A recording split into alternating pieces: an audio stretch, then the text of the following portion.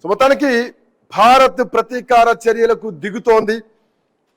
వరుసగా రెండో రోజు కూడా పాకిస్తాన్ జమ్మూ కాశ్మీర్, పంజాబ్, రాజస్థాన్లలో డ్రోన్ క్షిపణుల దాడులు నిర్వహించింది. భారతదేశం, మన దేశం S-400 రక్షణ వ్యవస్థను ఉపయోగించి డ్రోన్లను అట్ ది సేమ్ టైం క్షిపణుల్ని ఉపయోగించి కూల్చివేసి, ఆ డ్రోన్లను కూల్చివేసి వాటికి ప్రతీకారం కూడా తీర్చుకుంది, స్పష్టంగా తెలుస్తోంది. అండ్ పఠాన్కోట్లో పాకిస్తాన్ సంబంధించినటువంటి యుద్ధ విమానాన్ని భారత వైమానిక రక్షణ వ్యవస్థ కూల్చివేసింది. అయితే దీన్ని అఫీషియల్ గా ఇంకా చెప్పాల్సినటువంటి అవసరం ఉంది. జమ్మూ పఠాన్కోట్ లో ఏవైతే డ్రోన్లు ఉన్నాయో ఆ డ్రోన్ల దాడి జరుగుతోంది. జమ్మూ విమానాశ్రయం, at the same time Pathankot వైమానిక దళ స్థావరాన్ని లక్ష్యంగా చేసుకొని పాకిస్తాన్ డ్రోన్ల దాడికి దిగింది. వీటిని భారత రక్షణ వ్యవస్థ పూర్తిగా అడ్డుకుంది, పూర్తిగా పాకిస్తాన్ ను నిర్వీర్యం చేస్తోంది. యుద్ధ భూమిలో పాకిస్తాన్ విఫలమవుతోంది, స్పష్టంగా తెలుస్తోంది. సో ఇట్లా నేపథ్యంలో ఆర్ఎస్పురా సెక్టార్, ఆ సెక్టార్ లో పాకిస్తాన్ వైపు నుంచి భారీగా షెల్లింగ్ నడుస్తోంది. సో అక్కడ నుంచి డ్రోన్స్ వస్తున్నాయి, అక్కడ నుంచి మిసైల్స్ వస్తున్నాయి. LOC దగ్గరలో ఉన్న కుప్వారాతో పాటు బరాముల్లాలో కూడా భారీగా కాల్పులు రైట్ నౌ జరుగుతున్నాయి.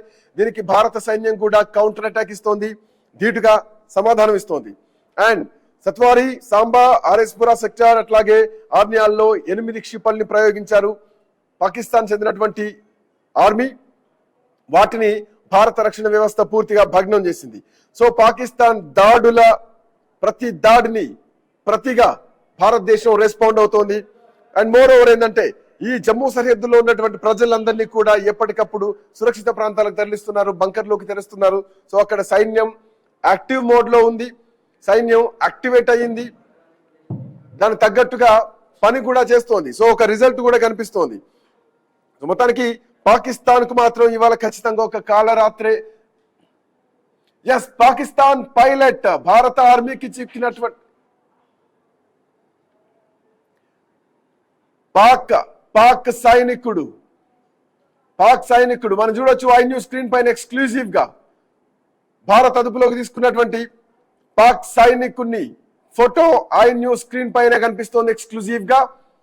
ఎస్, భారత ఆర్మీకి పాకిస్తాన్ సంబంధించినటువంటి పైలట్, పాకిస్తాన్ సైనికుడు భారత ఆర్మీకి చిక్కాడు. సో ప్రస్తుతానికి ఐ న్యూస్ స్క్రీన్ పైన ఎక్స్క్లూజివ్ గా ఫోటో చూడొచ్చు. పాకిస్తాన్ కు చెందినటువంటి పైలట్ భారత ఆర్మీ చేతికి చిక్కారు, సజీవంగా చిక్కారు. సో భారత్ దాడులకు దిగినటువంటి పాకిస్తాన్ కు తగిన మూల్యం ఖచ్చితంగా చెల్లించుకుంటుంది.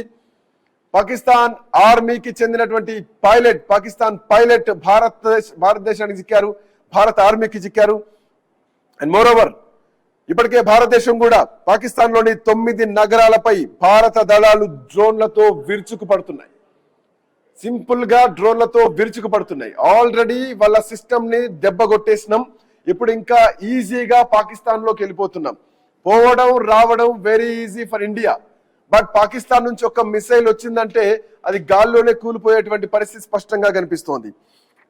అండ్ మా కరెస్పాండెంట్ గణేష్ మనతో పాటు అందుబాటులో ఉన్నారు. గణేష్, పాక్ పంజాబ్ లోని airborne warning and control system ని పూర్తిగా ధ్వంసం చేసింది భారత సైనిక దళం. S-400, L-70, ZSU-23 Chik air defence system మొత్తం కూడా భారత్ రంగంలోకి ఇప్పుడు దింపింది. సో ఈ రోజు పాకిస్తాన్ కి ఒక కాళరాత్రి. పాకిస్తాన్ ప్రధాని కూడా ఆఖరికి బంకర్ లోకి వెళ్ళి దాచుకున్నారు. పాకిస్తాన్ ప్రధాని ఇంటి ఆవరణలో ఒక బాంబు జరిగింది. ఇది ఎక్కడి నుంచి జరిగింది అనేది కూడా తర్వాత తెలియాల్సినటువంటి అవసరం ఉంది. పాకిస్తాన్ లో రాజకీయ కక్షణ లేదంటే భారత్ ప్రయోగించినటువంటి మిసైల్ అనేది కూడా అధికారికంగా రావాల్సినటువంటి అవసరం ఉంది. But the situation is like in a war zone. So before that ఇప్పటి వరకు ఎన్ని యుద్ధాలు చూసుకున్నా గానీ పాకిస్తాన్ పైన భారత్ గెలిపే కనిపించింది. ప్రతిసారి భారత్ గెలవడం, పాకిస్తాన్ ఓడిపోవడం. సో వాళ్ళు యుద్ధానికి తెలివిగా దిగినా గానీ ఆ తెలివితేటలు యుద్ధంలో చూపించకపోయేది, దాన్ని ఎగ్జిక్యూట్ చేయడంలో పాకిస్తాన్ ఫెయిల్ అవుతుండేది. ఫైనల్ గెలుపు భారతదేశం అయి ఉంటుంది. ఇప్పటి వరకు ఉన్నటువంటి చరిత్రలో ప్రతిసారి అదే. పాకిస్తాన్ కేవలం ఈగోయిస్టిక్ గా, ఈగో సాటిస్ఫాక్షన్ కోసం యుద్ధంలో దిగుతూ ఉంటుంది, అనుభవిస్తూ ఉంటుంది. And every minute, every update I news border లో ఏం జరుగుతోంది, ఎక్కడ ఎట్లాంటి అటాక్స్ జరుగుతున్నాయి, పాకిస్తాన్ భారతదేశమే జరుగుతున్నటువంటి అటాక్స్ ఏంటి, భారత్ ఎట్లాంటి కౌంటర్ ఇస్తోంది, ఎట్లాంటి రియాక్షన్ ఇస్తోంది, ఐ న్యూస్ వార్ టీమ్ అందుబాటులో ఉంది. ఐ న్యూస్ వార్ టీమ్ ప్రజలకు ఎప్పటికప్పుడు ఎవ్రీ అప్డేట్ ఇస్తూనే ఉన్నాం.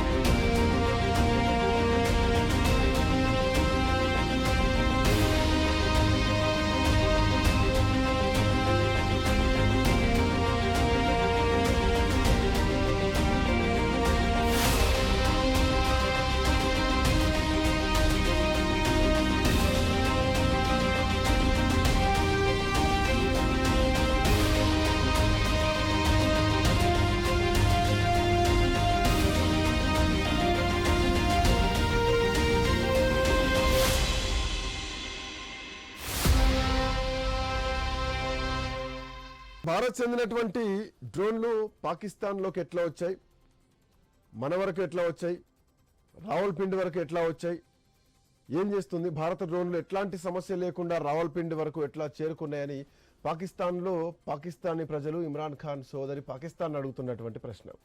సో దీంట్లో పాకిస్తాన్ వైఫల్యం స్పష్టంగా కనిపిస్తోంది, భారతదేశ సక్సెస్ స్పష్టంగా కనిపిస్తోంది.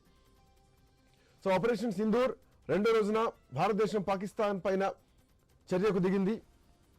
భారతదేశం జరిగినటువంటి దాడిలో పాకిస్తాన్లోని 3 ప్రధాన నగరాలు లాహోర్, కరాచీ అట్లాగే రావల్పిండిలో ఏర్పాటు చేసినటువంటి HQ-9 వైమానిక రక్షణ వ్యవస్థలు పూర్తిగా ధ్వంసమయ్యాయి. సో ఈ దాడికి ఇజ్రాయెల్ చెందినటువంటి హార్పీ డ్రోన్లను భారత ఆర్మీ ఉపయోగించింది. కూడా డ్రోన్లు ఎగరేయడం కానీ బాణసంచా లాంటి కాల్చడం కానీ చేయకూడదంటూ కూడా ఇప్పటికే పాకిస్తాన్ బార్డర్లో ఉన్నటువంటి రాష్ట్రాలకు ఇప్పటికే ఆదేశాలు పోవడం జరిగింది. బట్ ఏదైనా కానీ ఉగ్ర దాడికి ప్రతీకారంగా స్లీపర్ సెల్స్ కూడా ఉంటారు. వాళ్ళు మన మధ్యలోనే ఉంటారు, మనలాగే ఉంటారు, కూలి పనులు చేసుకుంటూ ఉంటారు, గుర్తుపట్టేటువంటి పరిస్థితుల్లో ఉండరు. కాబట్టి కొంచెం అలర్ట్గా ఉండాలి. అందుకోసమే అట్లాంటి దాడుల నుంచి మనల్ని మనం కాపాడుకోవడం కోసమే నిన్న నిర్వహించినటువంటి మాక్ డ్రిల్.